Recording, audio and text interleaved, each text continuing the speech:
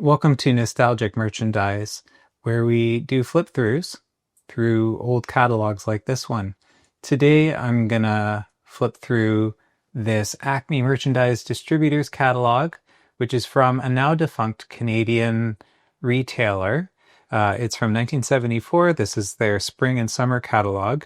And as you can see, it was a kind of a minimalist cover with a grid of a few, like some sneak previews of what's in the catalog. And this was their 43rd year. And if they were still around today, they would, I guess, be like almost 90 years old. So that's crazy. So let's just get right into it. So this is just, I guess, their FAQ section. Information for how to order and their warranties and stuff like that. Today we're going to get through the outdoor furniture and the camping gear, and we'll continue on in another video. So first we have some patio furniture sets, and one thing I've noticed is that these are all very like patterny and almost like fabric-y. They have like a tablecloth, and the chairs have this kind of fabric with a pattern on it, which is very different from what you get today with either gray or white plastic usually, or glass tabletops, and maybe one solid color or a striped umbrella, but not anything like this. So this is, they open with this. This is the first thing you see in this catalog. The Renoir Blue Floral Pattern Patio Furniture Set.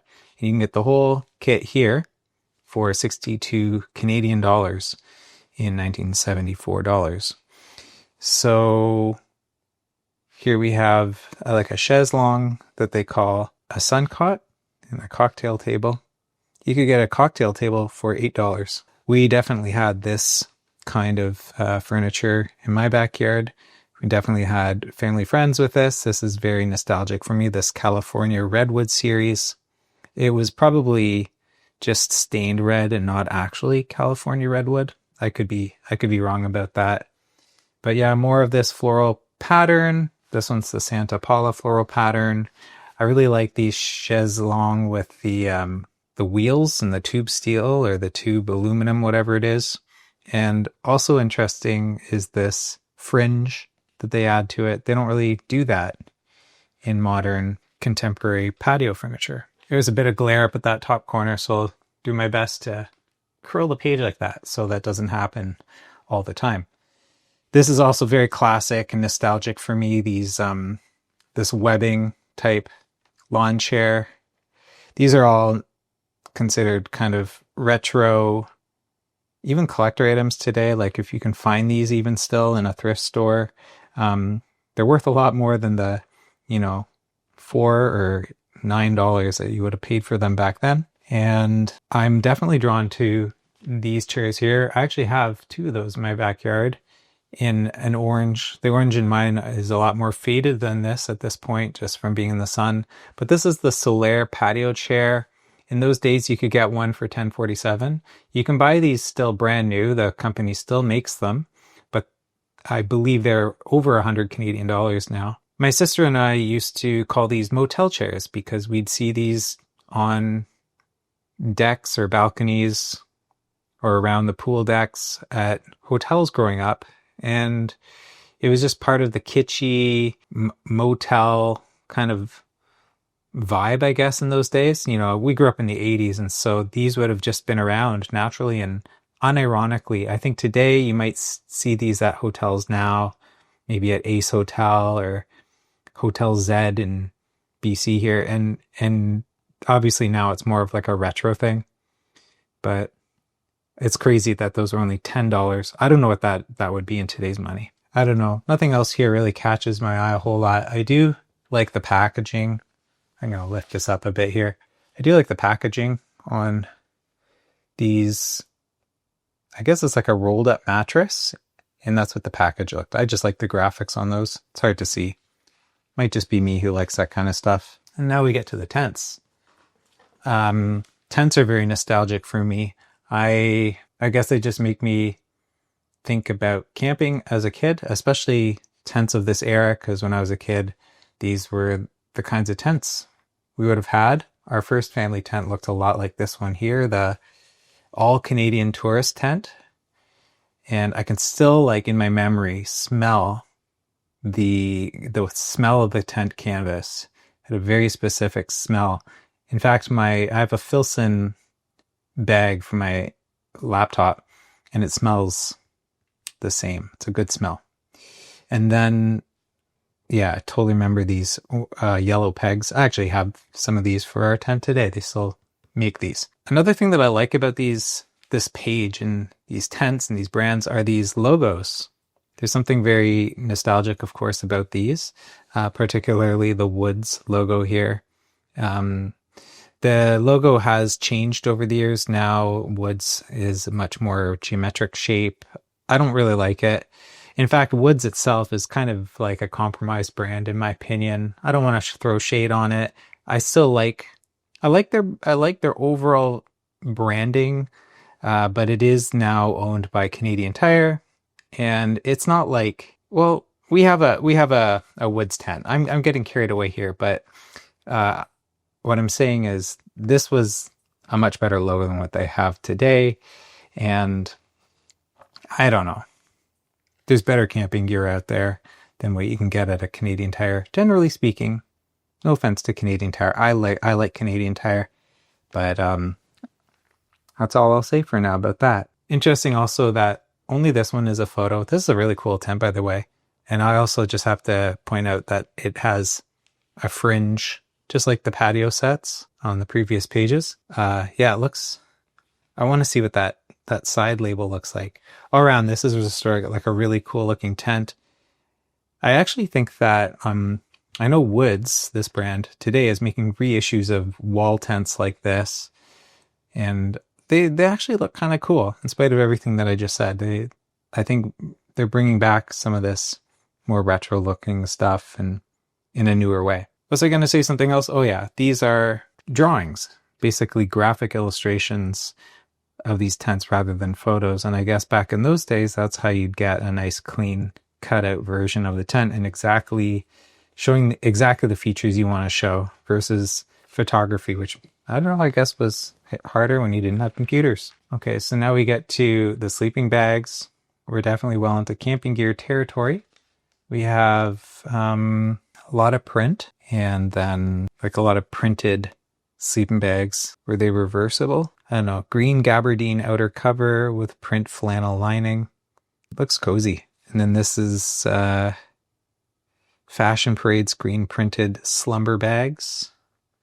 I never called them slumber bags.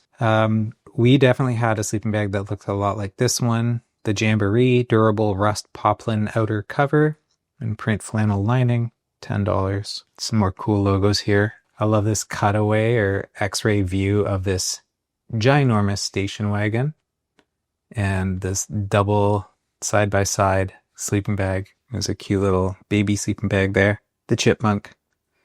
Very cute. We have one more tent here, the tourist tent, similar to the one that I grew up with, but not quite the same. The interesting thing about these tents is that they had, well, this one would have had an outer frame, so it wouldn't have had a middle pole or post. This one had a post right in the middle, so you would have had to sleep around it. But it didn't have like a external exoskeleton type frame. Another thing that I definitely had was this Coleman camping stove. The Coleman tourist camping stove had, yeah, I mean, it's not a lot different from the ones you can get today that you screw on the propane tank like one of these, but it was, you'd fill it with camping fuel, this stuff here, and pump it up to build up the pressure. Same as what you would do in a lantern like this, or even like this one. You'd pump it up, build up pressure, and that's what would push the gas through and keep these burners going. I think they still sell these kinds of things, like a catalytic heater. I just can't imagine wanting to put that in a tent. Maybe you're not supposed to even then, but you know, what happens with the exhaust of that? You know, you're breathing that in and all that, you know, carbon monoxide and whatnot. And then all kinds of fancy gear for then. I feel like camping today has gotten a lot more complicated, but even in the 1970s, you know, they were making a whole bunch of pretty glamping level gear, like fold out stands for your stove, lamps that you could put on propane tanks. So Coleman, of course, their branding hasn't changed much at all in the years. Over the years, it's still pretty much the same. Perhaps their packaging has gotten a little bit more blinged out. I also like this brand, Coughlins or Coglins. I'm not really sure how to say that, but when I was a kid, I really liked their cartoony kind of packaging, or they'd have these really cool illustrations. And a lot of their packaging today actually still looks the same. Their logo's identical. One of our local stores here in my little town used to have a whole section with Coughlins or Coglins, whatever you call it. Used to have a whole section. It was fun just to go and look at it all. And some of their products have remained unchanged, including the packaging. And now we have some of these coolers that today are like, they have kind of a vintage chic to them. Like I've definitely seen people toting these around still. I had one of these that I rescued from someone's front yard garbage, but it wasn't very good. It was kind of rusted and the liner was coming out, so that didn't last too long. Growing up, we definitely had a cooler that looked just like that, for sure. And we had these thermoses, at least one like that, one like that. Yeah, you could get a few thermoses there for $9.63. And now we have, just checking to make sure that we're not running out of time here. We have the freeze-dried food section, which I can't imagine was very good in the 1970s. It's barely even good today when you get this kind of dehydrated stuff, but you could get like chicken stew, beef with rice, beef and potatoes, beef stroganoff, noodles and chicken. You could get sausage patties cooked or beef patties raw. I don't know how you could have raw freeze-dried food, but interesting. And then you have some knives here. Growing up, we definitely had like a knife like this one here, and we would call those Rambo knives. Some other common sights from the 80s growing up: the blue water cooler. This one's the 6-gallon water pack. We have a square one, but it reminds me of that. This is definitely like something I grew up with. And we have some flashlights. I thought this was a toilet, but it's a sink. It's a portable sink that you put on your tabletop. Now, I definitely had these ice packs growing up in our fridge. We put them in our cooler. Camping. Yeah, I mean, this kind of stuff really hasn't changed a whole lot over the years. You have plastic plates, just some basic camping pots and pans. Now, one thing that has changed a lot are the like kind of backpacks you go on a hike with. These are frame packs with nylon bag parts that hang on the frames. And now everything's much more like all the bags today have, you know, frames inside. All the structure of a hiking pack is inside, if there's any structure at all. And the fabrics are much more waterproof today than they used to be. This stuff wouldn't be useful at all unless, it was all nylon, barely waterproof. So that brings us to the end of the camping and outdoor sections for now. I hope you enjoyed this little flip through my ACME catalog. Thank you very much for watching, and if you enjoyed this video, please make sure you like and subscribe, and tell me in the comments what kept you watching all the way to the end of this slow and meditative catalog flip through.